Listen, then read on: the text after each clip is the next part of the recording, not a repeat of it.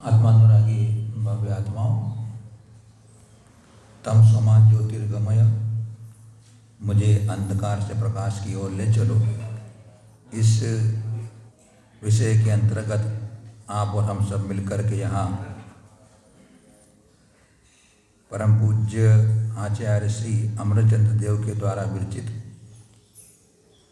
पुरुषार्थ सिद्धि उपाय पर विचार कर रहे हैं। हम सब भाग्यशाली हैं कि हमें रसवादी महारी पर्यंत चतुर्श्री तीर्थंकरों की जो दिव्य देशना है, उनके जो उपदेश है, हमें पूर्वाचार्यों के कृपा प्रसाद से प्राप्त हो रहे हैं, जिससे हम हमारे अज्ञान को दूर करके हम अपने मोक्ष मार्ग को प्रशस्त कर रहे हैं। अमरचंद्र आचार्य देव ने सर्वप्रथम चैतन्य ज्योति को जयवंत कह करके वचन रूप मंगलाचरण करके दूसरी कारिका में उन्होंने परमागम को स्मरण किया था और उस परमागम में कैसा है तो अनेकांतात्मक है। उस अनेकांतात्मक आगम को, परमागम को प्रणाम किया था। उनमें उन्होंने बताया था कि वह परमागम जात्यंध सिंधुर अवधानम निषध्य, जो जाति से ही, जन्म से ही अंधे पुरुष हैं, उनका जो हाथी के संबंध में जो उनका विधान है, उनकी जो विचार धारणा है, उसका निराकरण करने वाले के समान होता है और समस्त नयों से जो शोभायमान है, ऐसे वस्तु स्वरूप के विरोध का मथन करने वाला है और जो परम आगम का बीज स्वरूप है, अर्थात उनका वह प्राण है, उसका कारण है, ऐसा वह अनेकांत। अपन ने कल 7 बिंदुओं के माध्यम से विचार करने की बात की थी।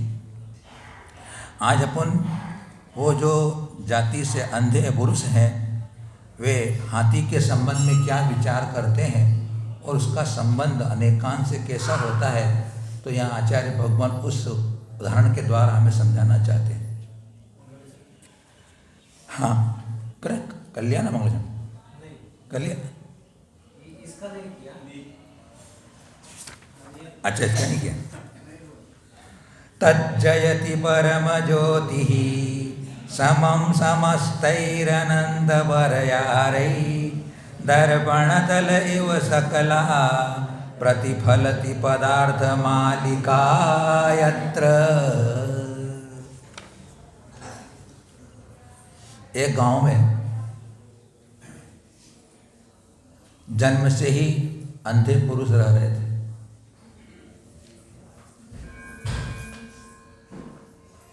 उन्हें पता चला कि गांव में हाथी आया हुआ है,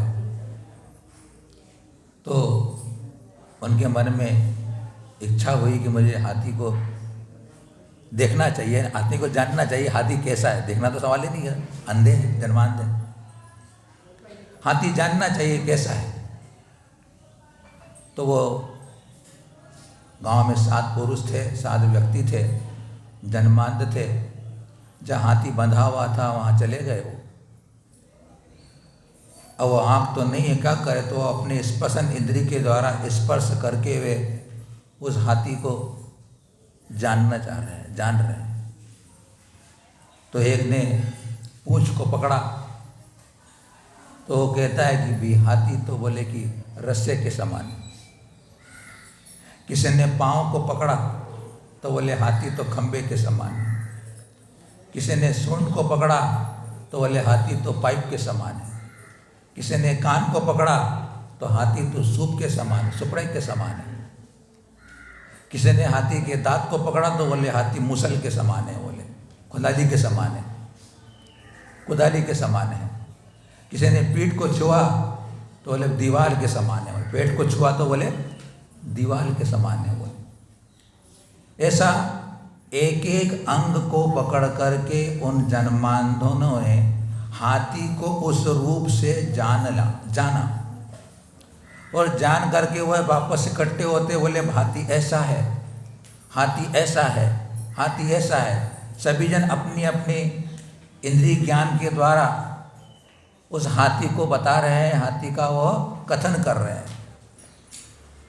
सभी जन अपने अपने हिसाब से हाथी को बता रहे हैं, तो बोले नहीं ऐसा हो ही नहीं सकता, हाथी ऐसा होता, बोले हो ही नहीं सकता, हाथी ऐसा होता है। विवाद कर रहे हैं, झगड़ा कर रहे हैं। तो ऐसा होते हुए उधर से एक बुद्धिमान जो कि नेत्र वाला था, विवेकी था, उनके उस कलह को, उनके झगड़े को, उनके बातों को सुन करके वह खड़ा हो जाता है और कहता भैया सुनो सुनो, मेरी बात सुनो तुम लोग, कि आप लोगों ने जिस जिस दृष्टि से जिस वस्तु अंग को छू करके हाथी कह रहे हो, हाथी वैसा नहीं है और इनके बिना भी हाथी नहीं है। इन सबको मिलकर के हाथी है भैया। बोले एक एक अंग वाला हाथी नहीं है, इन अंगों के बिना हाथी नहीं है, और इन सब अंगों को मिलकर के हाथी है। केवल रस्से जैसा, केवल खंबे जैसा हाथी नहीं है। अर्थात तुम्हारे सभी अंगों को मिलाने पर हाथी पूरा हो जाता है। तो उसके उन वक्तव्य को सुनकर उन लोगों को संतोष हो गया कि बात तो सही है, क्योंकि यह तो देख रहा है तो हाथी इस प्रकार दिख रहा है, वो मेरा मित्र देख रहा है तो हाथी देख रहा है, तो संपूर्ण रूप से हाथी है, एक एक अंग वाला हाथी नहीं है। क्या हुआ कि अधूरा ज्ञान अज्ञानता से ज्यादा घातक है। अधूरा ज्ञान अज्ञानता से ज्यादा घातक होता है, क्योंकि वो एक एक अंग को ही पूर्ण मान रहा था। जिसने जिस अंग को पकड़ा उसने उस रूप से हाथी को पूर्ण समझ लिया। इसलिए क्या कहा, अधूरा ज्ञान अज्ञानता से भी ज्यादा घातक है, और विपरीत ज्ञान तो अधूरे से भी अधिक घातक है। विपरीत ज्ञान तो अधूरे ज्ञान से भी अधिक घातक है। वो तो उल्टा ही मान रहा है विपरीत ज्ञान वाला, वो तो समिति ने जान ही रहे, वो तो एक अंग को पकड़ के बात तो कर रहा है। तो यहाँ एक सत्य को कहने के लिए अलग अलग तरीके हैं। सत्य एक है। उस हाथी को किसी अपेक्षा से, किसी दृष्टि से हम उसको पूंछ वाला कह सकते हैं, सूंड वाला बोल सकते हैं, लेकिन वो एक अंग या एक धर्म पूर्ण वस्तु नहीं है। अपूर्ण सत्य को जब पूर्ण कर लिया जाए तो सत्य हो जाता है। अपूर्ण सत्य सत्य नहीं है। ये इसलिए बात कहनी पड़ी उनको कि कोई भी वस्तु जब है एक रूप नहीं है। अगर कोई कहे कि कौवा काला ही है, कोई कहे कि कौवा काला ही है, तो बात बनेगी नहीं, क्योंकि कौवे के अंदर जो हड्डी है वह सफ़ेद है, कौवे के अंदर खून है वह लाल है, कौवे के अंदर जो पित्त है वो पीला है। इसलिए कौवा काला ही है ऐसा एकांत से नहीं है। कौवा तो पूर्ण काला भी है, सफ़ेद भी है, पीला भी है और लाल भी है। तो इस तथ्य से वो यह द्योतित करना चाहते हैं कि जो धर्म वाले, जो मत वाले, जो मान्यता वाले एक एक वस्तु के धर्म को पकड़ करके उसे ही सत्य मान रहे हैं, उनका निराकरण करने के लिए यह स्यादवाद अनेकांत है। सांख्य मत जो होता है वह वस्तु को नित्य ही मानता है।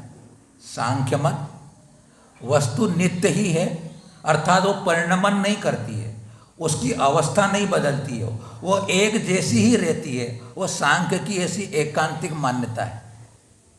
और बौद्ध मत ये कहता है कि वस्तु क्षणिक ही है, अर्थात वह उत्पन्न होती है, नष्ट होती है, उसका अस्तित्व नहीं रहता है, नया नया उत्पन्न होता है। ऐसा वह वस्तु के स्वरूप के संबंध में अपनी धारणा रखता है। तो उन दोनों एकांतवादियों को स्यादवादी यह कहेगा, या स्यादवाद उसका ऐसा निराकरण करेगा कि अगर जो वस्तु को सर्वथा नित्य ही माने, सर्वथा वस्तु नित्य ही हो, तो जो अनेक अवस्थाओं का पलटना उसका किस प्रकार बन सकेगा।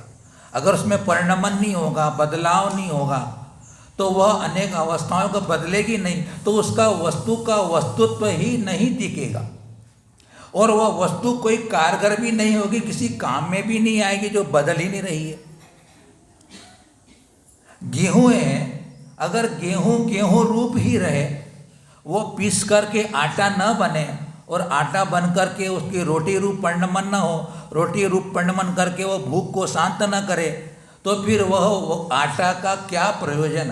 आटा और गेहूं क्या काम करेगा, गेहूं ही नहीं रहेगा। तो अगर तूने सर्वथा नित्य माना, तो जो इसके अंदर जीव द्रव्य के अंदर जो परिणमन होता है कि वह मनुष्य भी होता है, तिरंज भी होता है, बालक भी होता है, वृद्ध भी होता है, संसारी भी होता है, मुक्त भी होता है, सुखी भी होता है, दुखी भी होता है, वह सब अगर परिणमन नहीं होगा, तो फिर वह वस्तु का वस्तुत्व कैसा टिकेगा। फिर तू सुख के लिए काय को योग करता है। सांख्य मत वाले, उनके यहाँ योग की बहुत बड़ी धारणा है, योग का बहुत बड़ा उनके यहाँ अधिकार है, योग के पीछे बहुत ध्यान देते हैं वो लोग।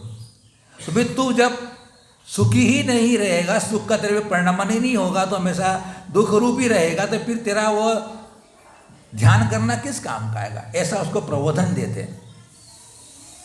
और क्षणिकवादी है, उसको स्यादवादी इस प्रकार से उसको समझाएगा कि अगर तुम वस्तु को सर्वथा क्षणिक मान लोगे, तो जो वस्तु पहले देखी है वह वस्तु यही है, ऐसा जो व्यवहार होता है वह न हो पाएगा।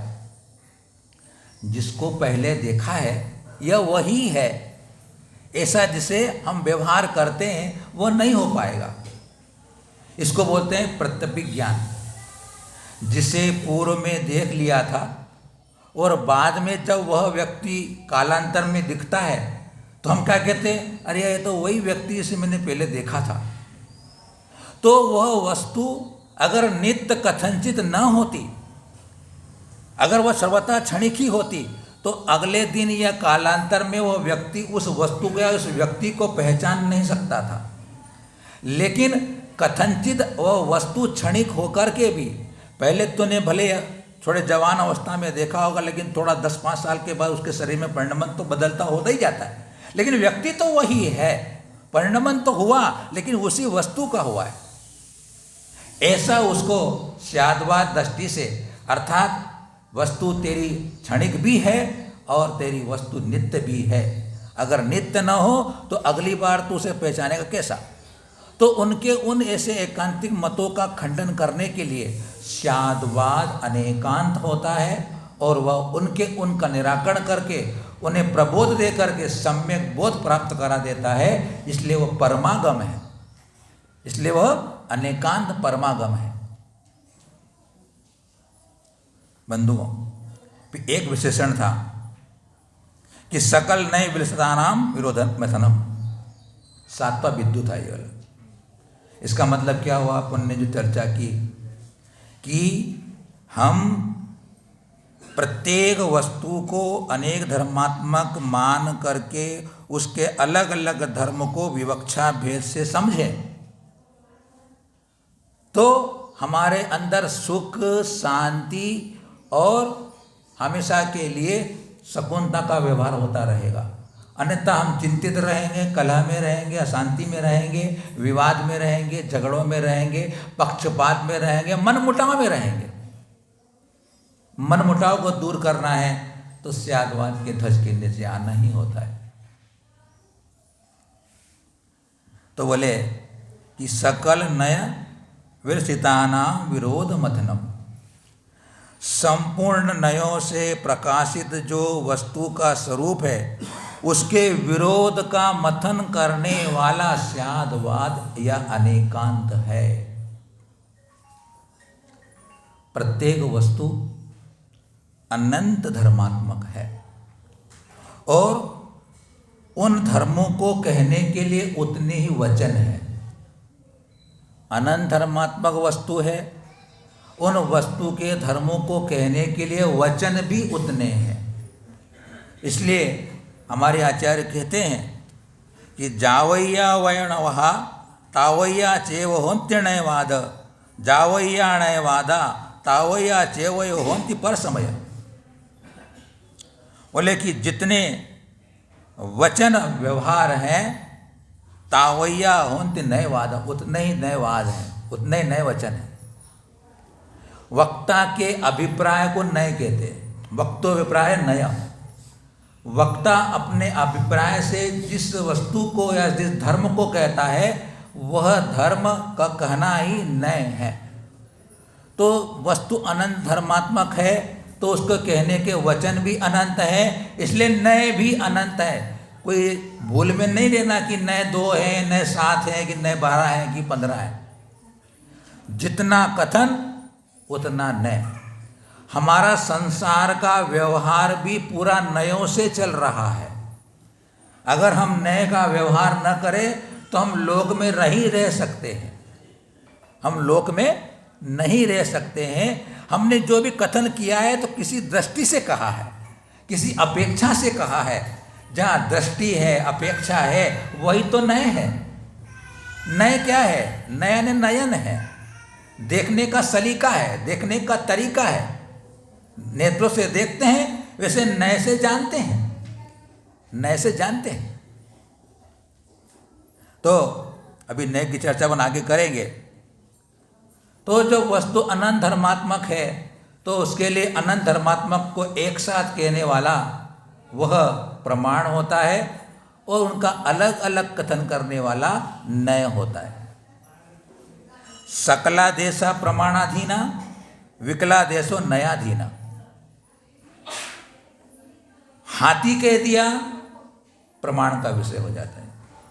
हाथी कह दिया प्रमाण का विषय होगा कि प्रमाण संपूर्ण व धर्मों को एक साथ ग्रहण कर ले। प्रमाण है ज्ञान, प्रमाण है सम्यक ज्ञानम प्रमाणम।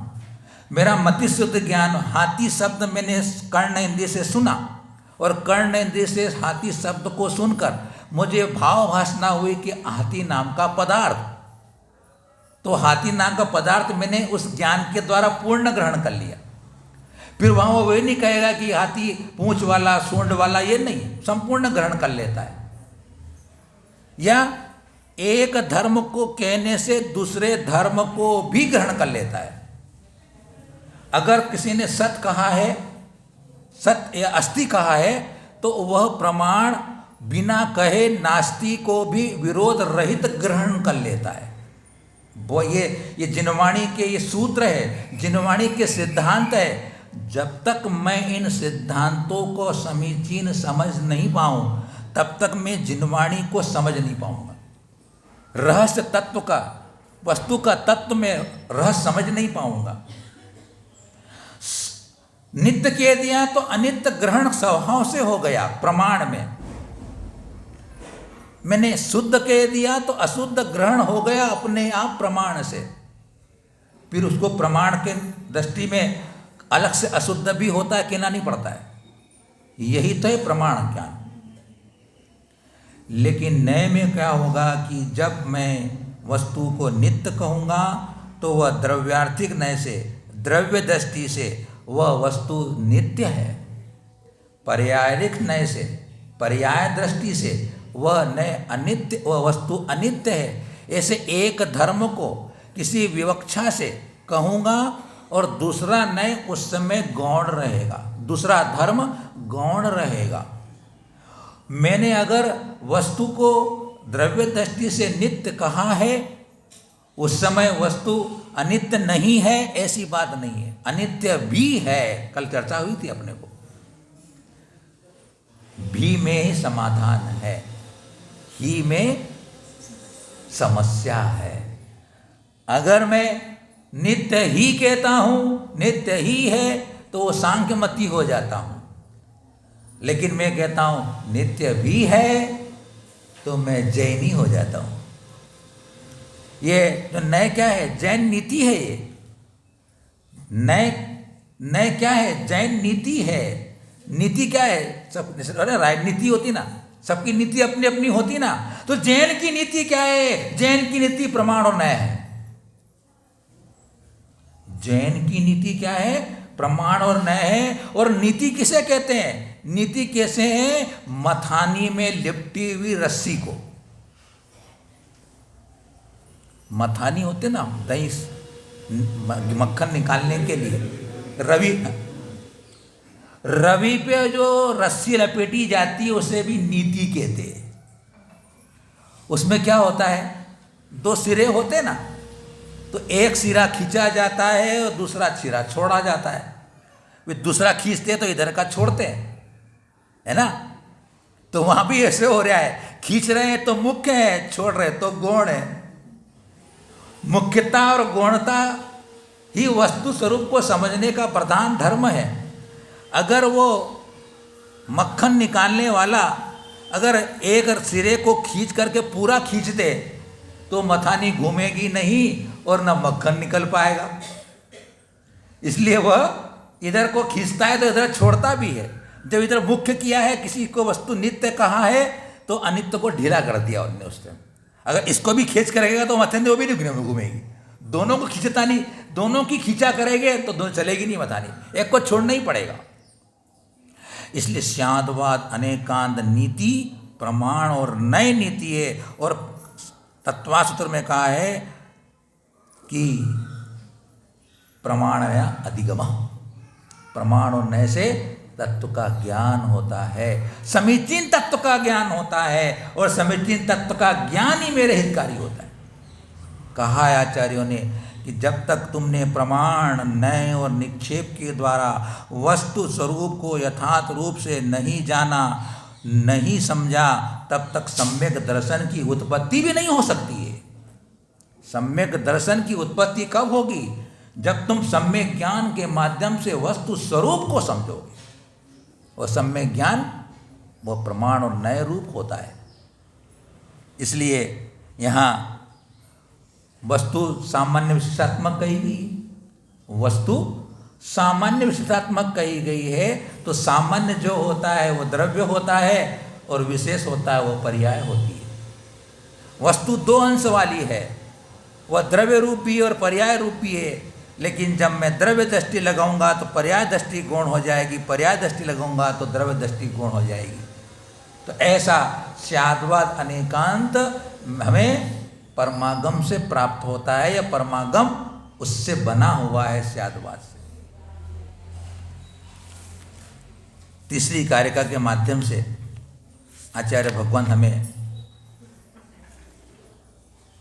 ये बताना चाहते हैं कि इस परमागम के स्वरूप का परूपण करके अपना अभिप्राय प्रकट कर रहे हैं कि मैं क्यों ग्रंथ लिख रहा हूँ या किसके लिए ग्रंथ लिख रहा हूँ, संकल्प कर रहे हो। लोकत्रयेक नेत्रम निरूप्य परमागमं प्रयत्नेन अस्माभिरुपोध्रियते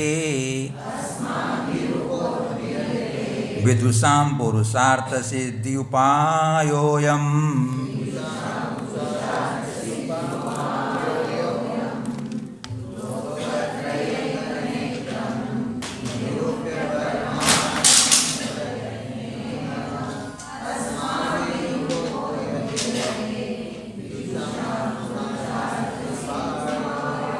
आपके लिए यहाँ पर पुस्तकों की व्यवस्था रखी है, अगर आपको भावना हो तो ले सकते हैं। और छुतपीठ की व्यवस्था भी है, रखें सामने पुस्तक होती तो भाव बनता है कि मेरे पास किताब है, बोले क्या है, मेरे पास किताब पढ़ने की है, बोले ऐसा भाव बनता है।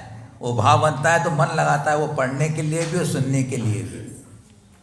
बहुत अच्छी व्यवस्था होती है ये वाली। तो मेरे पास किताब पढ़ने की बोले, ऐसा मन बोलता है। तो यहाँ कहते हैं, संकल्प कर रहे हैं कि लोकत्रयेक नेत्रम, लोकत्रय यानी तीनों लोक संबंधी जो पदार्थ हैं उनको प्रकाशित करने के लिए एक नेत्रम, अर्थात एक अद्वितीय नेत्रसु, तीन लोक के संबंधी पदार्थों को प्रकाशित करने के लिए अद्वितीय नेत्र स्वरूप कौन है? परमागमम, उत्कृष्ट जैनागम का प्रयत्नेन निरूप्य, प्रयत्न पूर्वक निर्णय करके, अस्माभिः, हमारे द्वारा या मेरे द्वारा, मतलब कौन? अमृतचंद्र आचार्य के द्वारा, विदुषाम, विद्वानों के लिए, अयम यह पुरुषार्थ सिद्धि उपाय, पुरुषार्थ सिद्धि उपाय ग्रंथ उपोद्रियते, प्रकट किया जाता है, अर्थात उपस्थित किया जाता है। संकल्प कर रहे हैं कि मैं पुरुषार्थ सिद्धि उपाय कहूँगा। आचार्य भगवान क्या कर रहे हैं? अब उन 4 बिंदु से इस पर विचार करेंगे। एक तो नेत्र, प्रयत्नपूर्वक, विद्वान और पुरुषार्थ सिद्धि उपाय। इस श्लोक पर 4 बिंदु पर विचार करेंगे। अपन इस 4 बिंदु से खुलासा करेंगे कि क्या आचार्य देव का मंतव्य है। तो हैं कह रहे हैं कि जो 3 लोक संबंधी पदार्थों को प्रकाशित करने के लिए अद्वितीय नेत्र स्वरूप जो उत्कृष्ट परमागम का प्रयत्न पूर्वक निर्णय करके मेरे द्वारा, हमारे द्वारा, यह विद्वानों के लिए पुरुषार्थ सिद्धि उपाय कहा जाता है। संकल्प कर रहे हैं और प्रमाणता दे रहे हैं कि मैं मेरी तरफ से कुछ नहीं कहूँगा, या मेरा कहा हुआ मैं कथन यहाँ पुरुषार्थ सिद्धि उपाय में नहीं कहूँगा। मैं कैसा कहूँगा? उत्कृष्ट जिनागम का प्रयत्न पूर्वक निर्णय करके, उत्कृष्ट जिनागम का क्या करते हैं वो? प्रयत्न पूर्वक निर्णय करके बोले।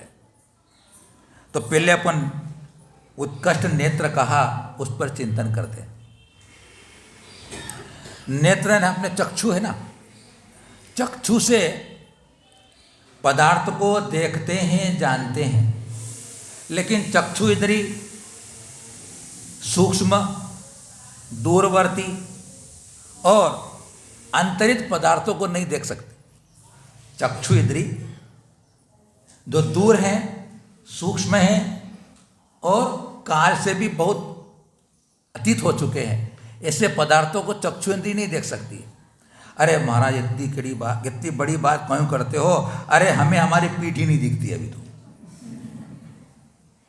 हमें हमारी पीठ नहीं दिखती। लेकिन उत्कृष्ट जिनागम कह रहे हैं कि वह 3 लोक के पदार्थों को प्रकाशित करने के लिए नेत्र के समान है।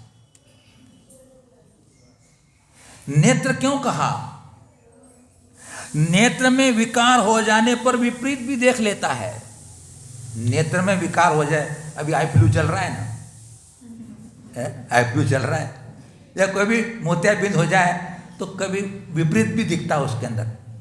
तो नेत्र में विकार हो जाने पर विपरीत भी देख लेता है, लेकिन आगम चक्षु हमेशा समीचीन देखता है।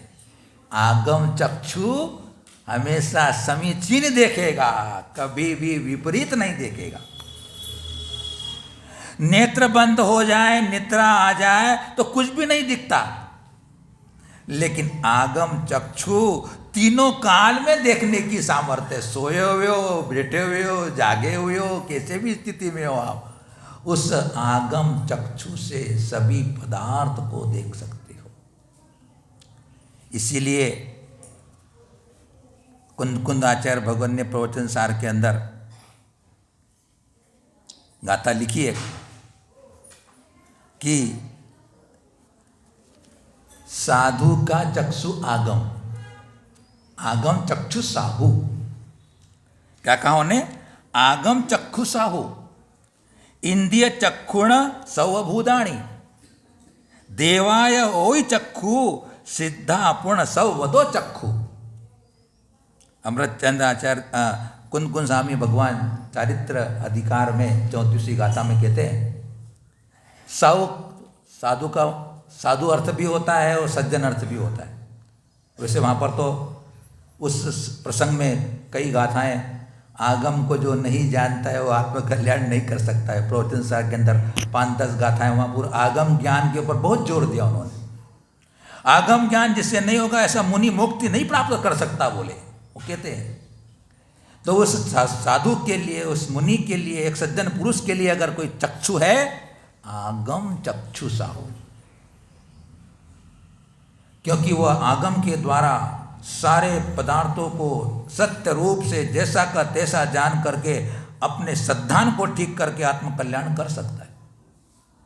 नेत्र में ताकत नहीं होती है, लेकिन इंद्रिय चक्षु सभी जीवों के पास, जिनके पास 4 इंद्रियां हैं वे सब चक्षु इंद्रिय से देखते ही देखते हैं। देवा ओ ही चक्षु, देवताओं का चक्षु कौन सा है? अवधि ज्ञान। देवताओं का चक्षु क्या है? अवधि ज्ञान से वो जान सकते हैं। सर्वार सिद्धि का देव 7वें नरक तक की बात अवधि ज्ञान से जान सकता है। 7वें नरक का ज्ञान करना हो सर्वार सिद्धि के देव को, तो वहां से बैठे बैठे जान सकता है। इसलिए अवधि ज्ञान देव का चक्षु है। सिद्धापूर्ण सवदो चक्षु, और सिद्धों का तो संपूर्ण आत्मा ही चक्षु है। एक एक प्रदेश उनका चक्षु है, संपूर्ण आत्मा से सारे पदार्थों को देख रहे हैं, इसलिए वह सब चक्षु उनके। तो वह नेत्र इसलिए है कि जो द्रव्य और भाव सूत्र के द्वारा समस्त पदार्थ जाना जाता है। इसलिए क्या कहा शास्त्रों में कि द्रव्य और भाव सूत्र के द्वारा परोक्ष रूप से संपूर्ण पदार्थ जानता है शुद्ध ज्ञान, और केवल ज्ञान उन सबको प्रत्यक्ष जानता है।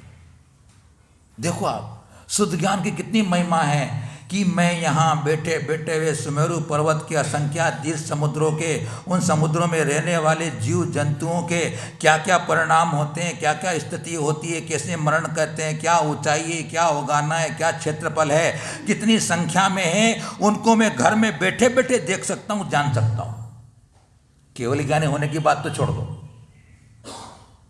तो वो आगम चक्षु होता है। तो उस आगम चक्षु से मैंने बहुत तरह से मनन किया, मंथन किया, चिंतन किया, बहुत अच्छी तरह से मैंने मेरी बुद्धि में तराशा और निर्णय किया कि यह तत्व ऐसा है। उसके बाद मैं पुरुषार्थ सिद्धि उपाय कह रहा हूं। मतलब आगम तो शाश्वत है, आगम तीर्थंकरों की वाणी है। इसलिए कुंदगुण स्वामी ने भी समय सार में क्या कहा? वंदित सौव सिद्धे धुअमचल मणो मम गईम बत्ते, वो छाम समय पावड़ केवली सुध केवली भणिदम। केवली भगवंतों ने और सुध केवली भगवंतों ने जो कहा है वह मैं समय का सार कहूंगा, स्वयं का सार कहूंगा। मैंने अनुभव किया, लेकिन मैं उनकी बात कहूंगा, मेरी बात नहीं कहूंगा। मैं उनकी बात कहूंगा। मैंने अनुभव तो किया उस समय सार को, क्योंकि जिसने स्वयं को तत्व अपने अनुभूति में नहीं लिया वह वस्तु का समीचीन प्रतिपादन भी नहीं कर सकता है। आगे कारिका में आने वाला है। अब उन बड़े ग्रंथ की बात छोड़ो, अपन छोटा सा ग्रंथ ले लेते हैं, छड़ाला को ले लेते हैं अपन। तो कहे सीख गुरु करुणाधार।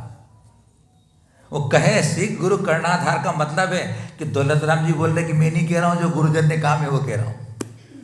जो गुरुजन कहे गए छह डाला में, गुरुजन कहे गए मैं वो कह रहा हूं। कहे सीख गुरु करुणाधार।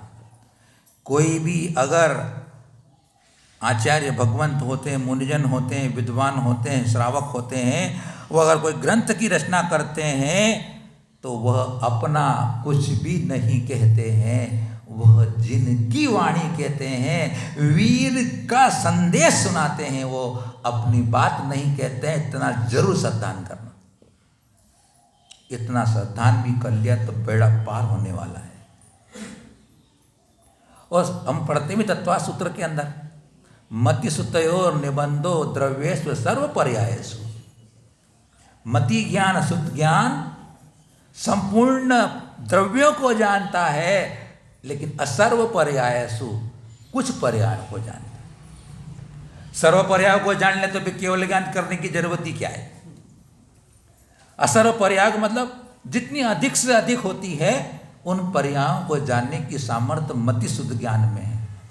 शास्त्र को ज्ञान मत समझना, इस शास्त्र को पढ़कर जो मुझे भाव शुद्ध ज्ञान है उसके ज्ञान की चर्चा चल रही है, ये तो जड़ है, इसमें ज्ञान नहीं है। इसको पढ़कर के जो मेरे आत्मा में बोध हुआ, समीचीन बोध हुआ है, वह भाव शुद्ध मेरे को ज्ञान करा रहा है भाई। रत्नकर्ण श्रावकाचार्य में भी जहाँ ज्ञान सम्यक ज्ञान का अधिकार का वर्णन किया, तो वहाँ पर समंतभद्र आचार्य देव ने भाव शुद्ध को ही कहा है। जो 4 अनियोग की चर्चा की ना, प्रथमानियोग, कर्णानियोग, चरणानियोग, द्रव्यानियोग, वो चारों अनियोगों का कथन भाव शुद्ध ज्ञान से है। द्रव्य शुद्ध ज्ञान के द्वारा मुझे भाव शुद्ध ज्ञान होता है। जो मुझे भाव भासना होती है, वो भाव शुद्ध ज्ञान सम्यक ज्ञान। इसलिए कहा कि वह नेत्र आगम चक्षु है। और फिर क्या कहते हैं, वो प्रयत्न पूर्वक का बात हो गया ना, कि मैं अपनी बात नहीं कहूँगा। तीसरा बिंदु है, विद्वानों के लिए कह रहा हूँ। बोले अब तुमको सुनकर हैरानी हो जाएगी कि महाराज जी हम विद्वान नहीं हो तो क्या करेंगे फिर हम। बोले हम आचार्य अगर कोई कथन करते हैं, आचार्य कोई बात कहते हैं, रहस्य होता है। विद्वान के लिए कह रहा हूँ बोले मैं, उसके संबंध में विचारक और चिंतक कहते हैं, संत कहते हैं कि उपदेश तो सब जीवों का उपकार करने के लिए होता है, तो भी हिताहित का विचार करने में कुशल विद्वानों को ही उसका लाभ होता है। उपदेश जो देते हैं वो सब प्राणी मात्र का कल्याण करने के लिए देते हैं। सब प्राणी को ले, भले ज्ञानी हो कि अज्ञानी हो, सबके लिए उपदेश दिया जाता है। लेकिन उसमें लाभ किसको मिलता है? विद्वान को मिलता है, जो कि हिताहित का विचार करने में कुशल बुद्धि वाला है। मतलब वह जिनेंद्र की वाणी को सुन करके, उसको तराश करके, उसे समीचीन समझ करके और उसको अवधारण कर लेता है, उसको अवधारण कर लेता है, तो उसके लिए कारगर होता है। श्रवण करने से क्या होगा? श्रवण करने से काम नहीं, धारण करना होता है, तो वह उसके लिए हितकारी हो जाता है। इसलिए कहा विद्वानों के लिए। तो क्यों कहा ऐसा? बोले क्योंकि उपदेशक तो निमित्त मात्र होता है। उपदेशक तो निमित्त मात्र है। अब 100-200 आदमी बैठे हुए हैं, वक्ता एक ही, उपदेशक एक ही है, लेकिन सब अपने अपने ज्ञानावरण कर्म के क्षयोपशम से, सब अपने अपने अंदर की विद्वत्ता से, अपने अपने अंदर मोक्ष के प्रति लालसा से, जैसे उनकी विशुद्धि, जैसा उनका ज्ञान होगा, वैसे वैसे आत्मसात कर रहे हैं। हम 1 घंटा 15-20 30-35 मिनट 40 मिनट बोलते हैं, उसमें से सभी बात ग्रहण कर पाते हैं, ऐसी बात भी नहीं है। सब अपने अपने क्षयोपशम से ग्रहण करते हैं। कोई मैं मेरा ज्ञान आपको प्रदान नहीं कर रहा हूँ, न कोई आप मेरा ज्ञान ले रहे हैं। हम तो सीमित निमित्त मात्र होते हैं। उपदेशक से निमित्त मात्र होते हैं, स्पष्ट बात है इसके अंदर, लेकिन ग्रहण आपको करना होता है। इसलिए क्या कहा उन्होंने कि विद्वानों के लिए। और विद्वान क्यों, उन्हें दूसरा बिंदु कहते हैं इसके अंदर, विद्वान क्यों कहा? क्योंकि इस ग्रंथ में अमृतचंद आचार्य देव व्रतों का स्वरूप और नयों का परिज्ञान आदि युक्ति के द्वारा कहेंगे, और युक्ति को ग्रहण करने वाला बुद्धिमान होता है। युक्ति ग्रहण करने वाला बुद्धिमान होता है, अल्पज्ञानी नहीं हो सकता। क्यों कहा? व्रतों का स्वरूप और नयों का परिज्ञान आदि युक्ति के द्वारा कहा गया है, और युक्ति बुद्धिमानों के लिए उपयोगी होती है। इसलिए विद्वानों के लिए कथन कर रहा हूं। तो बंधुओं, यह जिनागम विद्वानों के द्वारा विद्वानों के लिए कहा गया है और अमृतचंद्र आचार्य कह रहे हैं पुरुषार सिद्धि उपाय। अंतिम बिंदु अपना रह गया 4 बिंदुओं में, पुरुषार सिद्धि उपाय कहूँगा मैं। पुरुषार्थ, पुरुषार्थ मतलब आत्मा, आत्मा का प्रयोजन। पुरुष अन्य आत्मा। यहाँ अमृतचंद्र आचार्य देव पुरुष शब्द का प्रयोग कर रहे हैं और खुद पुरुष बताएंगे आगे। ये पुरुष कौन है खुद बताएंगे आचार्य, और उसका उपाय क्या है वो भी बताएंगे अपने को। तो पुरुष अन्य आत्मा का प्रयोजन अर्थात मोक्ष। आत्मा का प्रयोजन क्या है? आत्मा का प्रयोजन अन्य कार्य क्या है? आत्मा क्या चाहता है? आत्मा का फल क्या है? बोले वह है मोक्ष। तो पुरुषार्थ मतलब मोक्ष की सिद्धि का उपाय। मोक्ष की सिद्धि का उपाय वह हुआ पुरुषार्थ सिद्धि उपाय। मतलब इस ग्रंथ से हमें मोक्ष की सिद्धि का मार्ग मिलेगा। मोक्ष की सिद्धि कैसे हो मेरे को, और मोक्ष की सिद्धि कहाँ से होगी? सम्यक दर्शन ज्ञान चरित्राणि मोक्ष मार्ग। सम्यक दर्शन ज्ञान चरित्र की एकात्मकता मोक्ष का मार्ग है। मोक्ष में क्या है? शुद्धात्मा है। मोक्ष में क्या है? कर्म से रहित आत्मा है। मोक्ष में क्या है? एक ज्ञायक स्वभाव है। उसकी उपलब्धि कहाँ से होगी? पुरुषार्थ सिद्धि उपाय ग्रंथ से होगी। अगर हम पुरुषार्थ सिद्धि उपाय को पढ़ेंगे, सुनेंगे, आचरण में लाएंगे तो आचार्य कहते हैं तुम्हें आत्मा की सिद्धि हो जाएगी। सिद्धि का मतलब ही है सिद्धि स्वात्मोपलब्धि, स्वात्मा की लब्धि हो जाना, स्वस्वरूप की उपलब्धि हो जाना, स्वस्वरूप की प्राप्ति हो जाना, इसी का नाम सिद्धि है। उस सिद्धि पुरुषार्थ सिद्धि से होगी। तो पुरुषार्थ भी करना पड़ेगा, दोनों बातें। पुरुष ने आत्मा, पुरुष ने पुरुषार्थ। पुरुषार्थ ने प्रयत्न, श्रवण से नहीं चलेगा, मनन से नहीं चलेगा, धारण करना पड़ेगा। और तीनों बात हमको बताएंगे, सम्यक दर्शन, सम्यक ज्ञान, सम्यक चारित्र, निश्चय और व्यवहार परक। एक ग्रंथ ऐसा मिला अपने को, पुरुषार्थ सिद्धि उपाय ग्रंथ ऐसा है जो एक साथ निश्चय और व्यवहार की बात करता है। कहीं कहीं निश्चय प्रधान ग्रंथ है, कहीं कहीं व्यवहार प्रधान ग्रंथ है, लेकिन इसमें निश्चय और व्यवहार दोनों नयों के माध्यम से हमें व्रतों का आचरण कैसा करना बताएंगे। तो ऐसा सुमेल, ऐसा सामंजस्यता आचार्य अमृतचंद्र आचार्य देव इस ग्रंथ के माध्यम से हमें सिखाएंगे। हम उसे आत्मसात करें, हमारा उससे आत्म कल्याण हो। इन्हीं मंगल भावनाओं के साथ आप सबके लिए शुभकामनाएं, शुभ आशीर्वाद है। आप सबको सुख, शांति, समृद्धि, आरोग्यता की प्राप्ति हो और आप पुरुषार्थ सिद्धि उपाय करें। इन्हीं मंगल भावनाओं के साथ गुरुवर आचार्य श्री वर्तमान सागर महाराज की